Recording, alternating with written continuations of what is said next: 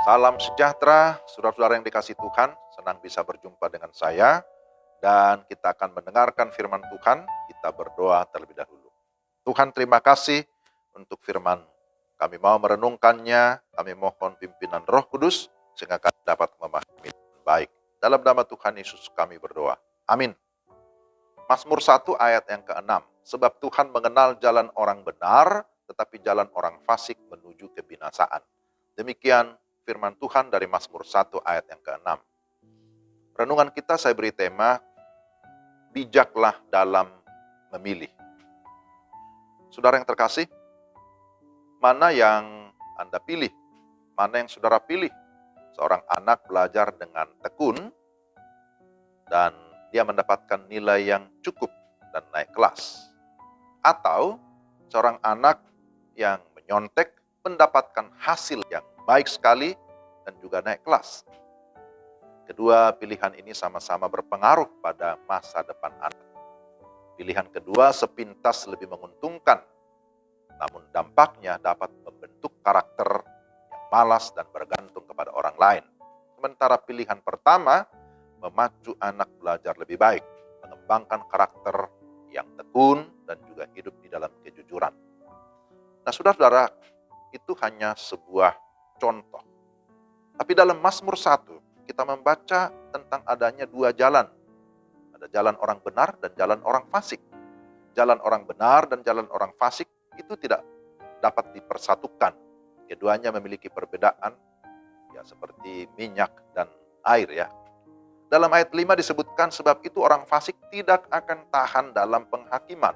Begitu pula orang berdosa dalam perkumpulan orang benar. Mengapa demikian? Oleh karena kedua jalan ini memang berbeda dasarnya dan juga berbeda arahnya atau berbeda tujuannya. Orang benar hidup oleh karena kebenaran dan tetap dalam kebenaran. Sedangkan orang fasik menolak kebenaran dan bergantung kepada keinginan sendiri. Karena itu setiap orang harus bisa membuat pilihan jalan mana yang harus diikuti. Mengikuti jalan orang benar itu merupakan pilihan yang benar, pilihan yang tepat. Standarnya jelas, yakni firman Tuhan. Sebagaimana kalau kita baca dalam Mazmur 1 ayat 2, bahwa orang benar memiliki kesukaan akan firman, yang mau merenungkan firman Tuhan itu secara teratur. Yang disebutkan di sana, merenungkan siang dan malam. Hasilnya pun teruji. Itu dapat dilihat dari buah yang dihasilkan, yaitu buah yang matang, bukan buah karbitan. Artinya orang yang hidupnya berpaut kepada firman Tuhan, dia akan menghasilkan buah perbuatan yang baik, yang menyenangkan Tuhan, tetapi juga memberkati sesama. Sebaliknya, memilih mengikuti jalan orang fasik, membawa seseorang pada jalan yang sesat, dan ujungnya menuju kepada kebinasaan. Ayat 6 bagian B. Standar yang digunakan ialah dunia ini.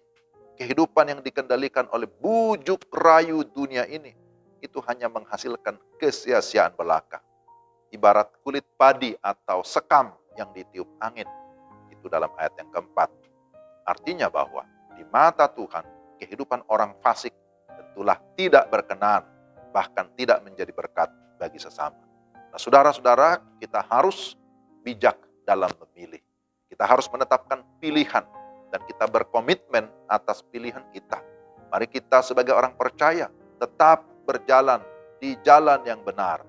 Jangan salah memilih cara hidupmu, karena hal itu jelas akan mempengaruhi buah ataupun hasil.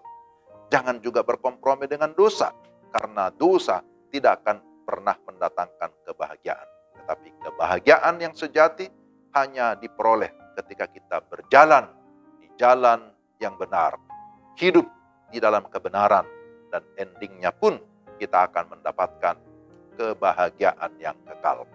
Mari kita berdoa. Tuhan, terima kasih, kami bersyukur untuk firman-Mu hari ini, dan kami memohon supaya Roh Kudus terus meneguhkan iman kami, menolong kami supaya kami tetap berjalan di jalan yang benar.